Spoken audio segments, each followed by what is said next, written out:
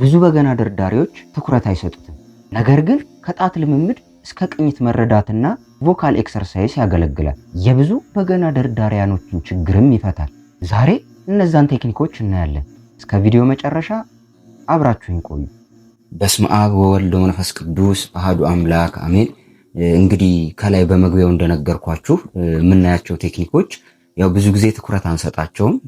ነገር ግን እንደ ጣት መልመጃ፣ እንደ ቅኝት መለያ እንዲሁም እንደ ቮካል ኤክሰርሳይዝ መለማመጃ ልንጠቀማቸው እንችላለን። ያው ብዙ ጊዜ የተለመደው መሰረታዊ ቅኝት ብለን የምናየው ከፈርስት መነሻነት ወይም ከሁለት ቁጥር ተነስተን ተመልሰን እዛ ላይ የምናርፈውን ነው ብዙ ጊዜ የምናየው። ከዛ በዘለለ ደግሞ ሶስቱ ወይም 12 ድምጾች ተብለው የሚባሉትን ብቻ ነው ለጣት ልምምድ የምንጠቀመው ማለት ነው። ነገር ግን ከዛ በዘለለ ሰፋ ባለመልኩ ጣታችን የምንለማመድባቸውን መንገዶች ዛሬ እናያለን። እንግዲህ እስከ መጨረሻው አብራችሁኝ እንድትቆዩ ጠይቃለሁ። የመጀመሪያው ሁላችን የምናውቀው ከሁለት ቁጥር ወይም ከአንደኛ ድምጽ የምንነሳው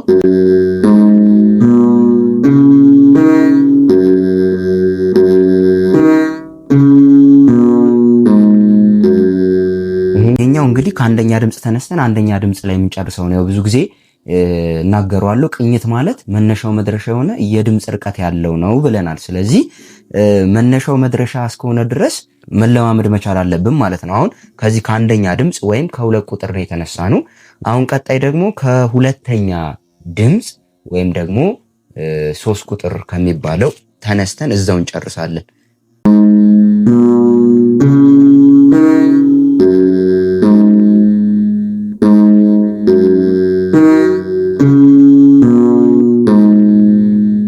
ስለዚህ ማለት ሁለተኛ፣ ሶስተኛ፣ አራተኛ፣ አምስተኛ፣ አንደኛ፣ ሁለተኛ ድምጽ በድምጽ ደረጃ ስናስቀምጠው፣ ስለዚህ እነዚህን ድምጾች ከሁለተኛ ድምጽ ተነስተን ወይም ከ3 ቁጥር ተነስተን የምናየው ይሆናል ማለት ነው።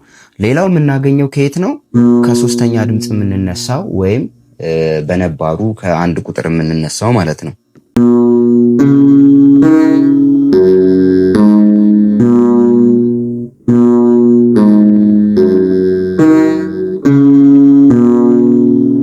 ሌላው የምናገኘው ደግሞ ከዚህ በዘለለ ከየት ነው? ከትንሿ ጣት ከአራተኛ ድምጽ ወይም በነባሩ ከ5 ቁጥር የምንነሳው ነው።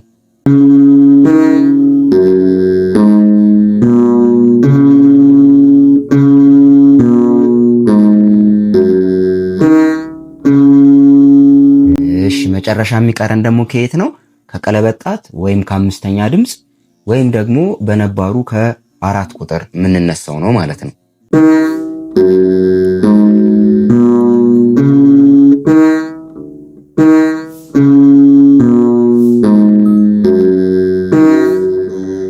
እሺ መደበኛ መሰረታዊ ቅኝት ብለን የምንላቸውን ድምጾች በዚህ መልኩ ከሁሉም መነሻነት መለማመድ ያስፈልጋል። ከአንደኛ ድምጽ ወይም በነባሩ ከሁለት ቁጥር ብቻ መለማመድ ሳይሆን ከሁሉም ተነስተን በዚህ መልኩ መለማመድ ጥሩ ነው ማለት ነው።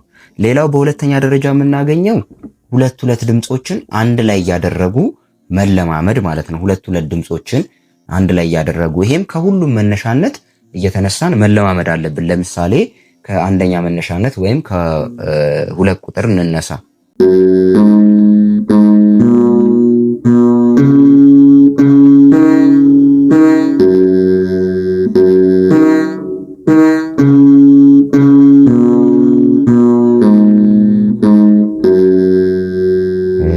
ይሄኛው ማለት ነው ከየት ስንነሳ ነው? ከአንደኛ ድምጽ ወይም ከሁለት ቁጥር። በዚሁ ተመሳሳይ ቅድም እንዳየኑ ባለ አንድ አድርገን ከሁሉም መነሻነት፣ አሁን ደግሞ ሁለት ድምጹን ከየት? ከሁለተኛ ድምጽ ወይም በነባሩ ከ3 ቁጥር መነሻነት እናያለን ማለት ነው።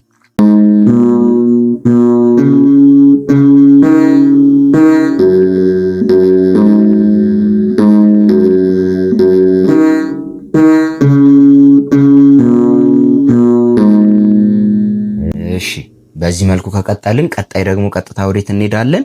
ከሶስተኛ ድምጽ መነሻነት ወይም በነባሩ ከአንድ ቁጥር ተነስተን እንቀጥላለን ማለት ነው።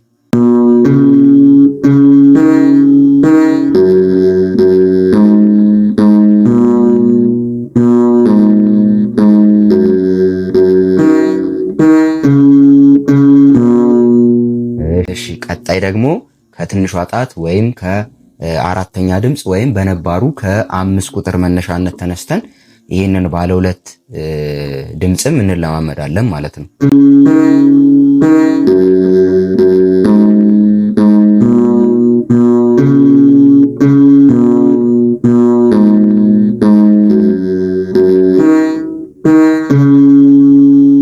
እሺ ባለ 2ቱ ድምፅ ከየትን የቀረን ከ5ኛ ድምፅ መነሻነት ወይም ከ4 ቁጥር ከዚች ከቀለበት ጣት ማለት ነው።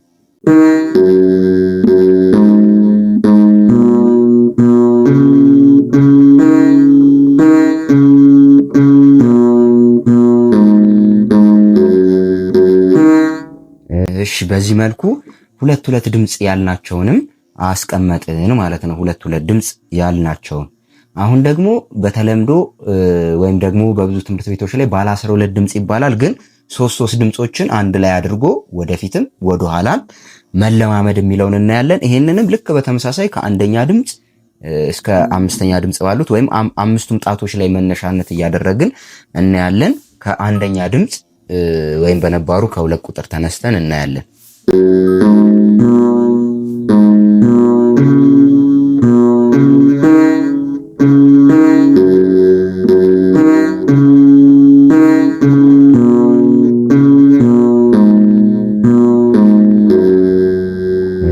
ይሄ ከመነሻው ከመጀመሪያው ስንነሳ የምናየው ነው። ቀጣይ ከ2ኛ ድምፅ ወይም በነባሩ 3 ቁጥር መነሻነት ተነስተን 3 ቁጥር ላይ የምንጨርስበት ነው።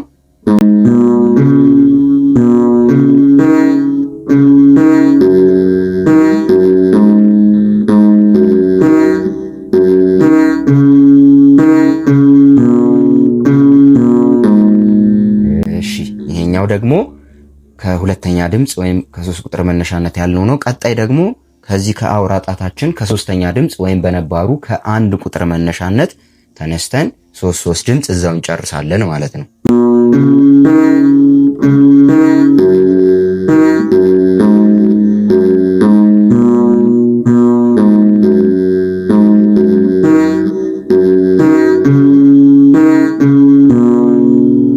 እሺ ቀጣይ ደግሞ ከየት እናያለን? ከትንሿ ጣት ከ4ኛ ድምፅ ማለትም በነባሩ ከ5 ቁጥር መነሻነት ባለ 3ቱን ተነስተን እዛው እንጨርሳለን።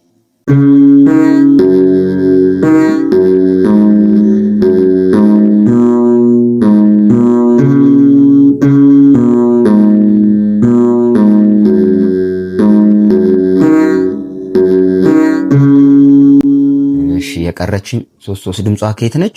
ከዚች ከቀለበት ጣት ወይም ከ5ኛ ድምፅ በነባሩ ከ4 ቁጥር መነሻነት ማለት ነው።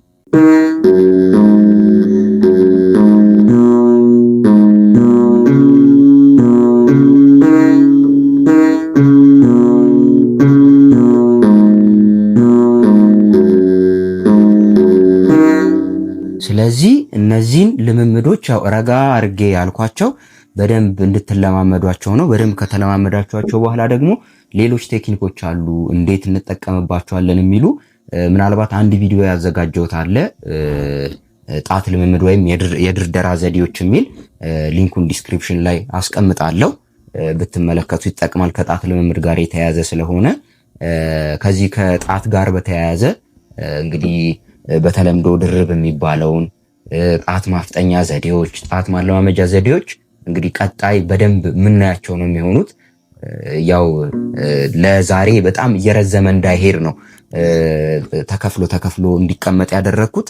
ስለዚህ እነዚህ ልምምዶች በደንብ አድርገን ብንለማመዳቸው ለውጥ ማምጣት እንችላለን። ሌላው ከዚህ ጋር ተያይዞ ምንድነው እነዚህ እንደምን መጠቀም እንችላለን?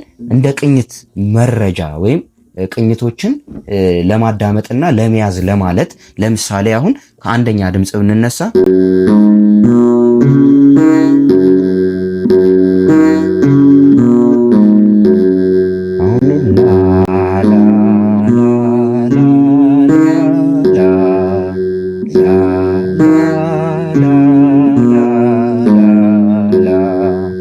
ልክ ይህንን አብረን ከተለማመድን በኋላ ላ ላ ላ ላ ላ ላ ላ ላ ላ ላ